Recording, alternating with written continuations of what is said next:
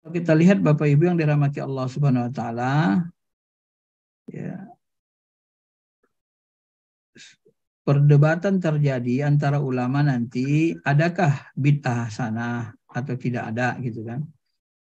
Nah, karena di dalam fikih itu bid'ah itu tidak hukum, maka bid'ah itu ada nanti yang hukumnya wajib, sama dengan sunnah ya. Sunnah ini kan ada hukumnya wajib, haram, sunnah, makruh, mubah. Nah, maka ulama fikih ini merata dia sebenarnya menghukumi bid'ah sama dengan hukum sunnah. Karena kebalikan sunnah itu bid'ah dalam ilmu hadis. Nah, sesuatu yang terbalik itu dia dihukumi dengan hukum yang sama gitu. Artinya dia memiliki kalau bid'ah sunnah itu ada yang wajib, bid'ah ada juga yang wajib. Kalau bid'ah ada yang haram, sunnah pun ada yang haram dilakukan gitu. Nah, gitu ya. Secara mantik kan begitu, Pak. Secara ilmu logika kan. Jadi kebalikannya itu punya hukum yang sama. Kalau yang satu A punya hukum 5, yang B-nya didduhu kebalikannya juga punya hukum 5 gitu. Jadi ya match-nya begitu logikanya. Nggak mungkin kan kita sebut sunnah itu misalnya ada 5 hukumnya. Ketika kita ngomong bid'ah, bid'ah itu satu hukumnya haram semua. Sebenarnya secara logika ilmu mantik nggak bisa diterima. Kenapa? Karena tidak sejajar dia logikanya nggak match gitu kan. Nah, cuma nanti memang karena ulama ini kan tidak semuanya menguasai ilmu mantik, kemudian tidak semuanya juga mau menerima ilmu mantik. Kadang dia berpikir dengan pemahamannya gitu. Maka ketika dia melihat hadis kullu bid'atin dolalah, seluruh bid'ah sesat misalnya, dipahami ya, sih udah kata Nabi bid'ah semuanya sesat. Inilah nanti muncul perbedaan pemahaman antara yang tekstual dengan orang yang berdasarkan ilmu. Kenapa saya katakan tekstual dengan berdasarkan ilmu? Ini berbeda, Pak. Jadi ketika Bapak memahami ayat atau hadis secara tekstual, tidak pakai ilmu, itu kadang-kadang ya, walaupun tidak semua, banyak juga kadang-kadang yang bisa membahayakan gitu.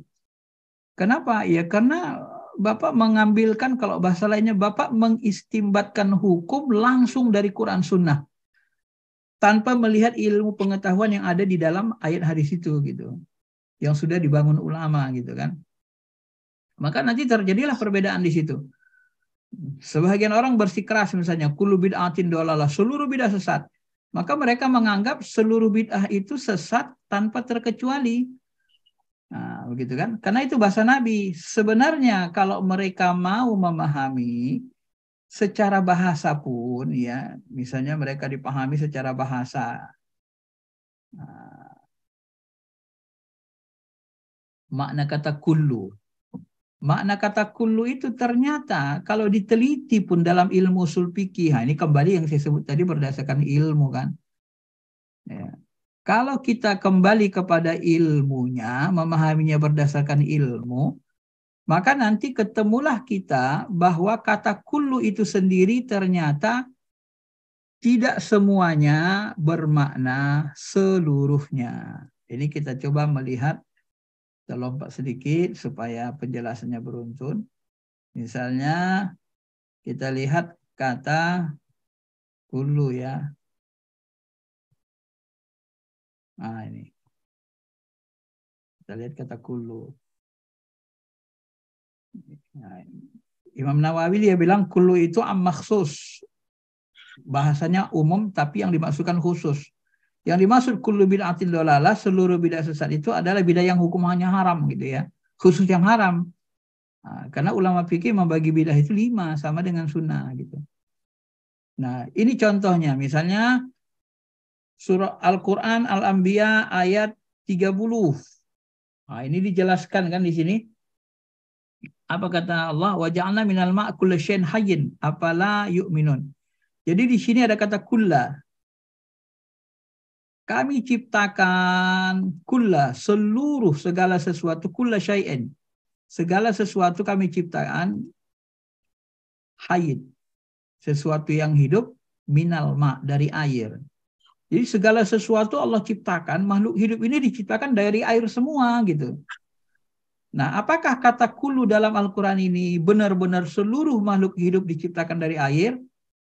Ternyata tidak juga gitu, tetap ada pengecualian. Contoh, di sini setan mengatakan, iblis menjawab, ana khairum minhu, aku lebih baik dari Adam, ya Tuhan, khalaqtani min nar, aku engkau ciptakan dari api.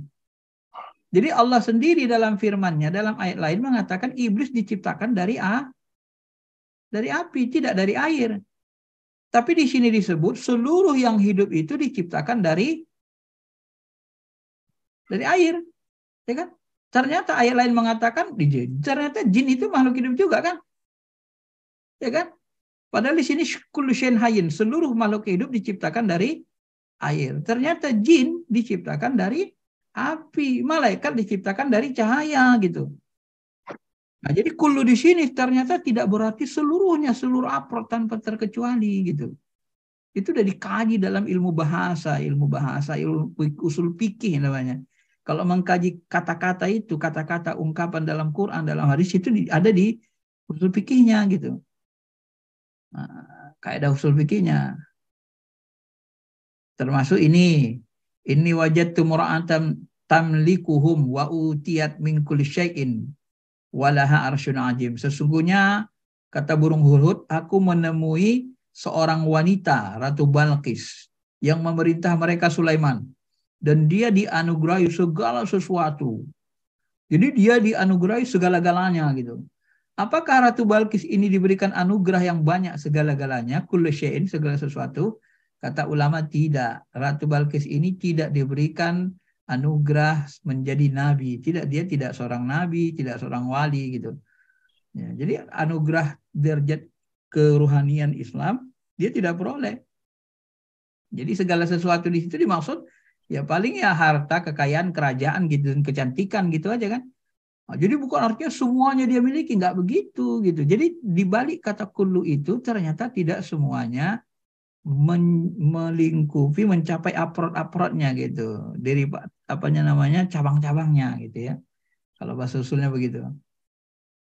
Nah, itu banyak ya ayat yang dia banyak. Termasuk ayat ini. Falamma nasu ma dzukiru bi fatahna alaihim abwaaba kulli syai'. Tatkala mereka melupakan apa yang kami ingatkan mereka, kami bukakan kepada mereka pintu segala sesuatu, semua pintu-pintu kesenangan untuk mereka. Ini abwaaba kulli syai', segala pintu. Yang dimaksud segala pintu ini pintu ya kesenangan dunia saja. Kalau pintu keberkahan nggak dibuka sama mereka orang yang durhaka kan gitu. Jadi kulli syai' itu tidak bermaksud seluruhnya gitu. Nah, dari sinilah nanti muncul perbedaan-perbedaan ya dalam memahami ini. Maka nanti sebahagian ya tidak banyak juga sebahagian ulama hadis mengatakan ya kullu itu seluruhnya tanpa terkecuali gitu. Nah, padahal secara mantik pun sebenarnya kalau kita buat logika ya, ini kita buat logika. Kullu bid'atin dolalah wa kullu dolalatin binnar. Kita buat mantiknya, seluruh bidah haram. Kebalikannya kan seluruh sunnah wajib. Benar? Coba Bapak pahami dengan baik. Kalau seluruh bidah haram, maka seluruh sunnah, kan lawan bidah sunnah kan? Maka seluruh sunnah wajib. Kan gitu kan?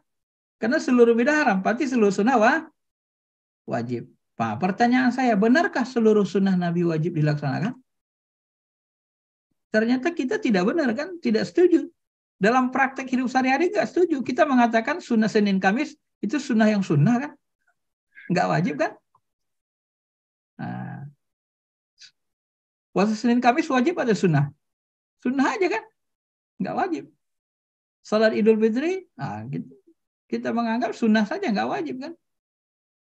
Nah, salat rawatib sunnah saja, salat dua sunnah saja tidak wajib. Berarti logika ini salah, secara mantik pun salah sebenarnya, Bang, nggak kuat. Kalau seluruh bidah haram maka seluruh sunnah wajib dong. Kebalikannya, kan gitu kan? Kan begitu kan? Benar nggak teori ini? Ternyata nggak benar gitu.